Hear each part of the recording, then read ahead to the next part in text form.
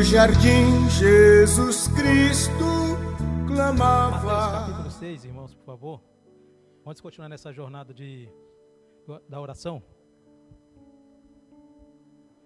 do Pai Nosso.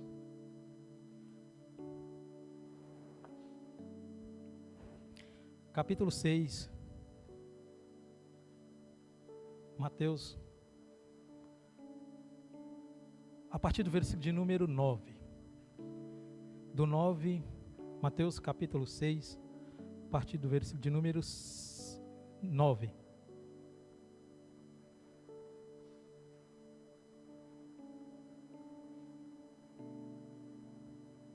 Até o versículo de número 13. Do 9 ao 13. Amém? Mateus capítulo 6, a partir do versículo 9 até o de número 13. Diz assim, é o texto, acho que quase ninguém sabe. Não é? Diz assim, ore da seguinte maneira. A tradução minha às vezes pode estar diferente, a dos irmãos algumas vai estar bem diferente mesmo. Pai nosso que estás no céu, santificado seja o teu nome, venha o teu reino, seja feita a tua vontade, na terra como também é aí no céu. O pão nosso de cada dia nos dá hoje. Perdoa-nos as nossas dívidas, como nós perdoamos os nossos devedores. E não nos conduza à tentação, mas livra-nos do mal, porque teu é o reino, é o poder e a glória para sempre. Amém. Você viu? Quase ninguém conhece esse texto. É o texto de oração de todos, né? Aqui está a estrutura de uma oração que Jesus passou para os discípulos quando eles perceberam que eles tinham uma deficiência, que era não saber orar.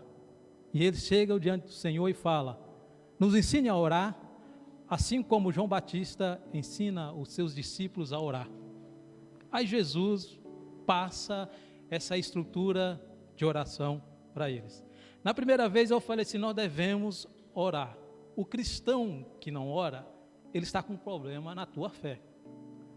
O homem ou a mulher que diz que é filho de Deus, que é cristão, mas não tem vida de oração, esse cristianismo está com um grave problema, uma deficiência muito enorme.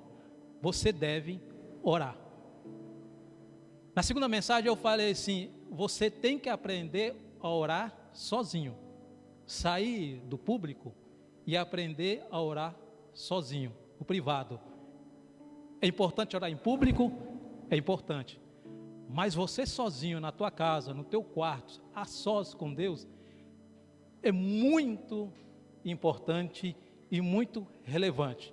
Porque quem não tem vida de comunhão íntima a sós com Deus, também a tua vida de cristianismo está com deficiência. Às vezes nós temos a facilidade de orar muito em público. Nós gostamos de orar em público? Não, nem gosta, né? Que muitos nem vêm na oração aqui na igreja, né? Então alguns gostam de orar publicamente, outros gostam de se juntar nos grupos aí de oração e mostrar que ora. Mas na verdade ele só quer ter uma prática religiosa diante dos olhos dos outros, mas no privado em casa ele não tem 5, 10, 1 minuto, 15, meia hora, 2 horas, não sei, de oração a sós com Deus. Porque na oração no público, é fácil nós manipularmos a nossa religiosidade, a nossa espiritualidade, e queremos demonstrar que nós somos super espirituais e temos a comunhão plena com Deus. E Jesus ordena e convida os discípulos para sair desse mundo público e priorizar mais a vida privada de oração. Mas eu creio que todos nós aqui oramos em casa a sós. Nós oramos com filhos, com esposa, com marido, né? Mas eu tenho certeza que alguém tem algum tempo de oração. Eu quero crer que todos nós temos um tempo de oração sozinho com Deus. Porque lá você tem que ser sincero. Você não pode manipular a tua oração, é você e Ele. Lá não tem como você querer escolher palavras bonitas, um vocabulário do português bem polido, no caso não é o meu, que chega lá e falar diante de Deus na oração, porque no público nós temos essa preocupação de falar bem, falar bonito. Mas quando está só você e Deus, ali é a realidade, ali você não pode, não tem como você colocar a máscara. E hoje eu quero falar agora sobre essa estrutura dessa oração. Porque quando os discípulos chegou lá e foram pedir para Jesus nos ensine a orar, eles reconheceram que era deficiente nessa área, a vida de oração. E quando eles reconhecem essa deficiência grande na vida deles, isso é um ponto positivo, isso é coisa boa. E não é simplesmente pelo ato deles ouvir falar, eles viam o Mestre e o Senhor sempre em oração, e eles perceberam essa deficiência, não sei orar. Então a primeira coisa que nós devemos aprender é reconhecer a nossa deficiência na prática de oração. Porque se você não reconhece, se você tem problema na tua vida de oração, se você acha que a tua vida de oração é meia boca, ou não tem, não é nem meia boca, então a coisa correta, o primeiro passo é você reconhecer, eu reconhecer que a minha oração é deficiente e precisa da ajuda do Senhor. Então você tem que reconhecer, eu tenho que reconhecer. E esse reconhecimento é bom que nós temos um suporte, alguém para que possa nos ensinar e nos orientar. Quem é? Paulo falou que é o Espírito Santo, no livro de Romanos. Ele falou assim, vocês não sabem orar e nem sabem como pedir, mas é o Espírito Santo que vai ajudar vocês na oração de vocês, está entendendo? Então, o primeiro passo, nós devemos reconhecer que nós somos deficientes na vida da oração. A igreja, ultimamente, está tendo essa deficiência e está prolongando demais essa prática de vida de oração. Não somente a igreja, mas as famílias também. Não somente a família, mas cada pessoa, cada integrante da família também está tendo deficiência. Às vezes é a esposa que tem deficiência na oração, às vezes é o marido, às vezes os filhos, está tendo essa deficiência pessoal na vida de oração. Então a melhor coisa é reconhecer, e nesse reconhecimento que você e eu sejamos com o nosso coração disposto para ir aprender com o Senhor a respeito da oração. A oração, nós simplificamos a oração demais ou queremos embelezar a oração demais. Mas eu li o comentarista Matthew Henry, ele falou assim, a oração, o que é oração? Aí ele respondeu, ele escreveu, oração é uma carta. Uma carta para quem? Enviada da terra ao céu. Nela consta, na inscrição dessa carta, a pessoa a quem ela é dirigida, no caso seria nosso Pai, o endereço do destinatário, no caso seria o céu, e o seu conteúdo são várias mensagens de petições. E ele, conclusão dessa carta é, o reino, pois teu é o reino, e o selo dessa carta é o amém. Aí eu vejo essa estrutura que ele falou de oração sendo uma carta, e eu percebo também que nós temos essa deficiência de escrever essa carta diariamente para Deus. Aliás, até no nosso português, eu acho que muitos de nós já não sabem nem como estruturar, iniciar, escrever uma carta para um amigo. Então, essa deficiência, eu faço analogia que aplica-se também à nossa oração. E ele só falou assim, e o selo é o amém. Então a primeira coisa que eu quero que os irmãos aprendam aqui no versículo de número 9, é o contraste que Jesus faz a respeito da oração dos fariseus, os pagãos, os religiosos exteriores, que estava na frente dos outros, ostentava uma espiritualidade, uma vida de oração, e depois Jesus fala assim, não, eu chamo vocês para entrar numa vida contrária, à prática contrária que eles têm de vida de oração. Porque os fariseus corromperam a vida de oração. Eles pensavam que orar em público e orar de uma certa maneira diferente de olhar o próximo era uma estrutura boa, e Jesus já chama ao contrário. Então, a prática de oração que eu e você tínhamos na nossa falsa religião, ou um mau comportamento, ou errada, nós temos que entrar agora numa dimensão mais bíblica a respeito de oração. Se eu ou você tínhamos prática de oração, de querer demonstrar que nós somos pessoas de oração, nesta manhã, Jesus convida você e eu para ir no contraste dessa prática e seguir o caminho que Ele tem pré-estabelecido na tua palavra. Por que eu falo isso? Porque um dia 2 homens foram para o mesmo lugar orar, no templo. E esse era um publicano e um fariseu. O fariseu chega e ora: Senhor, graças te dou, porque eu não sou igual os outros homens que pecam, que faz tudo de errado, que não dá dízimo, que não dá oferta, e muito mais, que eu não sou igual esse publicano aí. Essa é a religiosidade, a oração prática de religiosidade, querendo demonstrar espiritualidade para os outros. O publicano chega e ora: Senhor, eu não sou digno nem de levantar os meus olhos. Aí Jesus falou assim: os 2 estavam no mesmo lugar, os 2 estavam tendo a mesma prática, mas os 2 estavam tendo propósito diferente, uma direção diferente, o fariseu e o publicano. E Jesus fala: o publicano desceu justificado, porque ele reconheceu a deficiência e a miséria dele. A oração nossa deve ser, começar sempre, reconhecer a nossa deficiência e entrar em contraste que o mundo às vezes, ou uma falsa teologia, tem ensinado através desse mundo afora, ensinando a respeito de prática e vida de oração. Quer um exemplo? É quando as pessoas ficam ensinando uma teologia, dizendo que você deve determinar as coisas, que você deve ordenar, que você deve exigir. Isso é paganismo, isso não é cristianismo, isso é heresia. E o contraste que nós devemos entrar aqui é olhar e orar igual o publicano: não sou digno nem de levantar os meus olhos. A oração nossa deve ser banhada de simplicidade e humildade. Se eu e você não for humilde na nossa oração e reconhecer a nossa miséria, que nós somos miseráveis, que nós somos dependentes sempre da ajuda de Deus, meu irmão, se nós não tivermos isso em nosso coração, quando nós conversarmos com Deus, nós estamos com problema em nosso cristianismo. E a segunda coisa que ele falou assim: quando vocês devem orar, vai orar a seguinte maneira. Aí ele fala, vocês já começam falando assim: Pai Nosso. Não é um pai pessoal, é um pai coletivo. E essa família existe muitos filhos.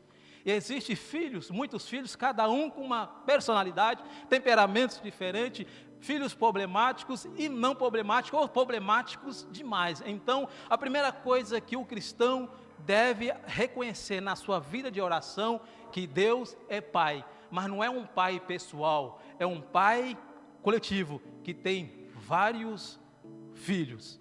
Mas alguns ou todos podem até pensar que é filho de Deus, que Deus é pai dele, mas a Bíblia deixa bem claro no livro de João, no capítulo 1, que quem é filho de Deus é somente aqueles que aceitaram a Cristo, reconheceram a Cristo e deu-lhe o poder de se tornarem filhos de Deus.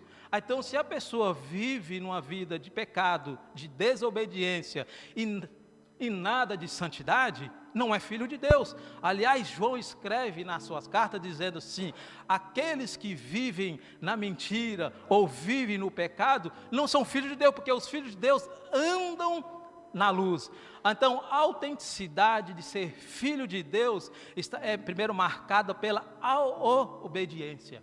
Se nós fazermos um DNA de nós, falar que todos nós falamos que somos filhos de Deus, e se fazer o DNA, vai encontrar aí alguma coisa de divino em nós, que demonstre e prove que eu e você somos filhos de Deus?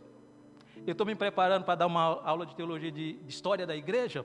Eu deparei com um material falando sobre Plínio, quando estava havendo muita a perseguição aos cristãos, e todos entregavam os cristãos. Não gostar de alguém, ele é cristão, aí prendia. Ele falou que meu vizinho é cristão, prendia todos, que não gostavam, prendia. Aí ele chegou à conclusão: está tendo muito cristão e muita denúncia.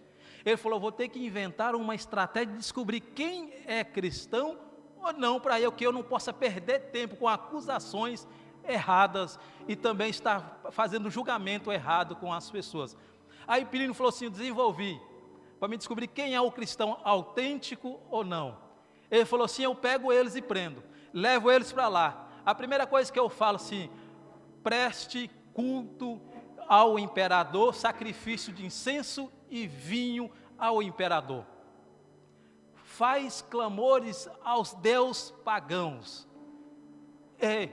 Rejeite o nome de Jesus. Ele falou que essas 3 coisas que ele descobriu, para descobrir quem era o cristão autêntico ou não. Porque ele falou assim, o cristão autêntico, ele não vai levantar um culto, o vinho, oferecer vinho, incenso para o imperador, clamor aos outros deuses, e nem vai macular o nome de Cristo. Essa é a identificação. Aí eu olho assim, se ele chegasse, algum inimigo chegar diante de nós assim, vou testar o DNA desses cristãos aqui, para ver se eles têm alguma veracidade na confissão da boca, que eles são filhos de Deus. Ele vai achar alguma coisa em nós que nos denuncia? Porque a autenticidade que Plínio tinha, que era a denúncia que ele tinha, que eles eram cristãos verdadeiros, é ser sincero e honesto e não vender a tua fé. Aí eu pergunto, e eu, e você? Se nós formos acusados de crime de ser filho de Deus e obediente, você é, nós somos. Todos falam que é filho. E não só basta falar também que é filho, mas tem que ver se esse pai reconhece também eu e você como filho também. São 2 vias essa jornada, são 2 vias aqui. Então eu falar que sou filho de Deus é uma coisa, eu achar que sou filho e obediente é uma coisa. Mas e Deus reconhece a filiação sua, nossa? Porque ele tem que fazer um exame de DNA para ver se consta. E aí, o que ele vai encontrar em nós? Então esse Deus, ele é um pai, não é pessoal, é coletivo, mas tem que ter um DNA, tem que ter alguma coisa dentro de você que prove, que demonstre para todos que você realmente é filho de Deus. Amém, irmãos? Vamos continuar? Ele falou assim, venha o teu reino. Ele falou, Pai, ele falou assim, Pai nosso que está no céu, santificado seja o teu nome. Essa santificação fala de reverência ao nome do Pai. A reverência. Nós não temos reverência com Deus. Diante de Deus, nem o que prestamos para Deus, e nem o que prestamos para a comunidade, a igreja de Deus, nós não temos reverência nenhuma. Mas principalmente a falta de reverência que existe em nós com Deus. No livro de Eclesiastes, no capítulo 5, versículo 1, fala assim, vocês devem tomar cuidado quando vocês entram na presença de Deus. Tem que ter reverência. Tem que ter um respeito. Tem que ter um reconhecimento de um ser bem superior, soberano, e nós devemos saber o que nós vamos fazer diante desse ser soberano. E nós devemos ser assim. Essa reverência. Essa reverência também não é ser demonstrado pelo medo que nós confessamos, mas a nossa prática diária vai demonstrar essa reverência que nós temos ao nome de Deus. Não é simplesmente falar assim, eu temo a Deus, eu respeito a Deus, eu tenho toda a reverência a Deus. Não, essa reverência é demonstrada pela prática diária que nós temos. Essa reverência é o testemunho pessoal de filho de Deus, que na prática minha de vida, prática lá fora, no trabalho, na escola, na minha família, em qualquer lugar, o nome de Deus é exaltado por causa da reverência e o compromisso que eu tenho de andar em obediência ao nome dele, não quer trazer nenhuma má fama para o nome de Deus. É reverência. Aí a pergunta o exame aqui nessa manhã o quanto de reverência nós temos com Deus, e se é demonstrado através do nosso testemunho pessoal, aonde nós estamos. Se nós estamos trazendo exaltação, glorificação, glória ao nome do soberano, do Deus, ou se nós estamos trazendo as pessoas falar mal, odiar o nome de Deus por causa de nosso mau comportamento, por causa da nossa falta de reverência e temor a esse nome. Amém, irmãos? Mas todos nós somos reverentes. Se a pessoa tem atenção que nós somos reverentes em tudo, nós queremos colocar etiqueta em tudo, em qualquer lugar que nós somos. Nós queremos saber como que pisa, como que senta, como que conversa, como que come. Nós temos esse tipo de etiqueta em nós. E às vezes nós pagamos mico. Essa semana eu paguei mico, acho que umas 3 vezes. E assim, um atrás do outro. E eu falei assim, eu sou irreverente. Eu cheguei na prefeitura e assim, tem uma senhora lá que gosta de atender só pela senhora. E a senhora veio, oi, senhor Carlos, tudo bem? Ela deve ser mais velha que eu, ela deve ter uns 80 anos. Senhor Carlos, tudo bem? Eu falei, paz do Senhor, tudo bem. Aí eu acho que eu estava tão contagiado com o culto aqui de domingo, que eu cheguei lá e dei paz, Senhor, para a prefeitura, por lá na prefeitura, nem sei se é crente ou não. Aí minha filha, mas ela é crente, não sei, mas se não for, vai voltar para a minha paz, do mesmo jeito a Bíblia fala isso. E mais outros micos também que eu passei tudo no mesmo dia. Então a falta de reverência e essa preocupação que nós devemos ter é com o divino. É com o divino. Como que está a tua prática, meu irmão? De filho de Deus? Você fala que é filho de Deus. Você fala que é filho de Deus. Mas os outros aí que andam do teu lado reconhecem isso em você? Será que olhar para a tua cara, a nossa cara, se vocês olharem para meus filhos, vão perceber que eles são iguaizinhos a mim. Todos parecem comigo, preto igual eu. Aí você, será que... Aí fala assim, esse é filho do Carlos. E se alguém olhar para mim, para você, isso é diferente, isso é cristão. Isso é filho de Deus. A tua prática denuncia isso, se você é ou não. Versículo de número 10. Venha o teu reino. Venha o teu reino. E ele falou assim, eu quero ver que o teu domínio venha aqui. Não só quero o seu domínio, mas também quero aceitar todas as regras desse reino que é estabelecida pelo Deus ou monarca desse reino, tem que ser aceita por mim. Você está disposto a isso, meu irmão? Porque tem muita gente que quer, venha ao teu reino, mas não tem interesse nem reverência ao monarca, e não tem nem disposição para obedecer às leis desse reino. A oração tem que demonstrar isso a você. A oração, você tem que estar disposto a sofrer qualquer consequência para cumprir as leis desse reino. Só que esse reino é meio complicado. Tem um livro que chama O Reino de Ponta Cabeça, e o reino de Deus é completamente diferente desse daqui, porque o reino aqui é os maiores servidos sempre pelos menores, mas no reino de Deus, que é de ponta cabeça, é os maiores servindo sempre os menores, e nesse reino é exigido e cobrado disposição de servir o próximo, e disposição para obedecer. Amém? Venha o teu reino. E a segunda coisa que eu quero falar desse versículo de número 10, quando ele fala, venha o teu reino, seja feita a tua vontade, é você subjugar a tua vontade pessoal, egoísta, e aceitar a vontade soberana de Deus. Tem muitos de nós, temos medo de fazer nossas orações, falar assim, eu faço a tua vontade, mas tem medo da vontade dele. Então você tem que aprender, nós temos que aprender a orar segundo a vontade de Deus, independente se ela nos agrade ou não, mas nós devemos entender que a vontade dele é boa, perfeita. Paulo escreveu Romanos capítulo 12, versículo 2. Nós devemos entender a vontade de Deus, que é boa, perfeita, é agradável, é aceitável. Nós não devemos nos conformar com o mundo. Ele fala, não devemos nos conformar, não se conformei com o mundo, mas entender essa vontade de Deus.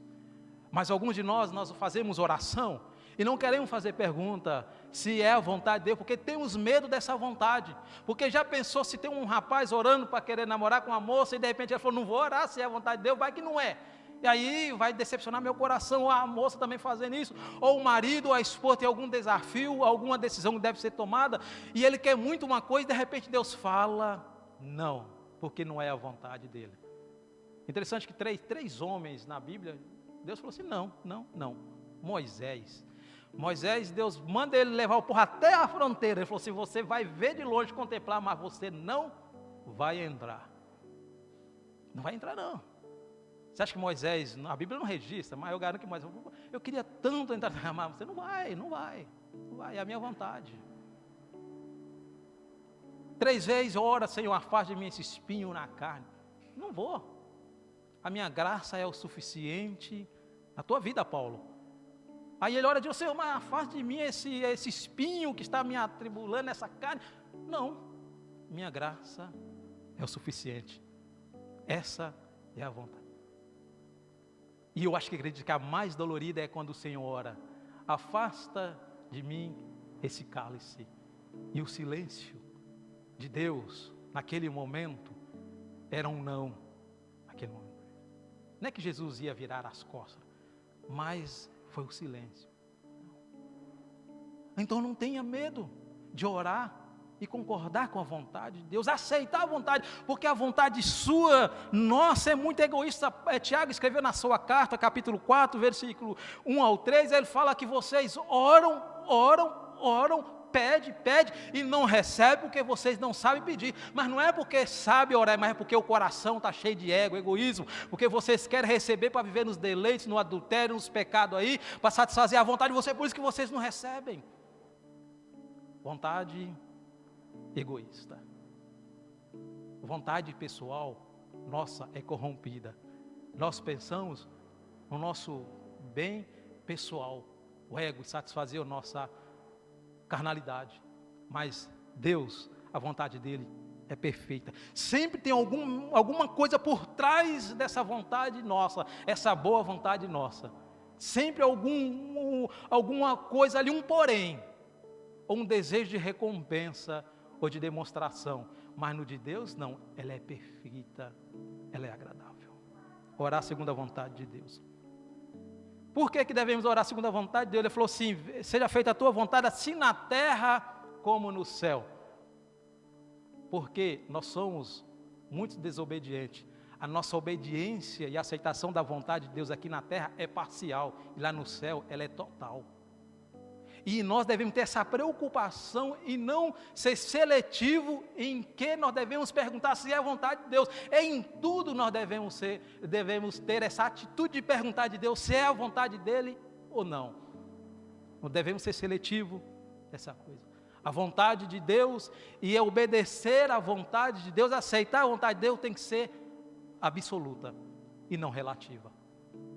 Às vezes nós oramos para a segunda vontade de Deus, para coisas simples, que se dá certo ou não, é insignificante. Não tem tanta importância, se dá certo ou não, para mim não importa. Mas nas coisas mais sérias da vida, e aquilo principalmente que nós queremos satisfazer o nosso ego, nós não gostamos de perguntar a Deus qual é a vontade dele. Será que nós perguntamos a Deus, é a tua vontade eu comprar esse carro? Essa oração é fácil fazer, às vezes nós nem fazemos essa oração.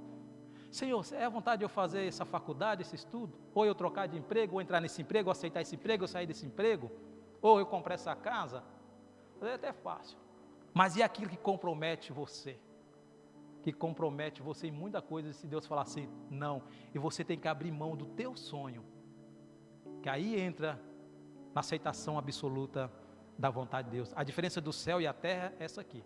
Que lá a vontade é feita absoluta. E aqui nós somos muito relativos na obediência da vontade de Deus.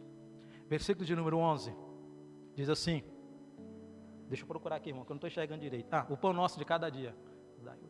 Fala da providência de Deus. As 3 partes da oração são separadas em 6 partes da oração. As 3 primeiras só falam a respeito do reino de Deus. Só a respeito do reino de Deus. Interessante, Jesus fala assim, vocês têm que orar assim, e ele deu a estrutura, e as 3 primeiras falam a respeito do reino de Deus. E nós começamos nossa oração sempre pedindo, abre porta, me dá aquilo, faz aquilo, nós sempre jogamos o reino de Deus para depois, e aliás, nós muitas vezes nem lembramos dele na oração. Aí depois dessas 3 partes da vontade de Deus, o versículo 11, ele fala assim, agora Senhor, nos dê o pão diário, o suficiente. Você, nós devemos aprender que uma das características que faz parte da natureza divina é providência. Não é à toa que ele recebeu o nome de Jeová Jireh, o Deus de providência. Nós acreditamos nisso, meu irmão? Será que nós acreditamos nisso? Porque às vezes nós corremos para todos os lados, nós recorremos a todos os recursos e inventamos recursos, mas nós esquecemos de saber que Deus é um Deus de providência. Um dia Deus chega para um homem e fala assim, desse mesmo texto que eu falei, vai lá e sacrifica o teu filho, o teu único filho a quem você ama, Gênesis capítulo 22, sacrifica o teu único filho que você tanto ama, no monte que eu vou mostrar para você. Sabe quantos dias que Abraão andou com Isaac e o servo? 3 dias. 3 dias. No 3º dia, a Bíblia fala que ele viu de longe o monte e falou assim, fica aqui os servos e eu vou adorar ao Senhor mais à frente com o menino. 3 dias. Já pensou um homem andar com uma sentença de obediência, uma sentença de morte no coração?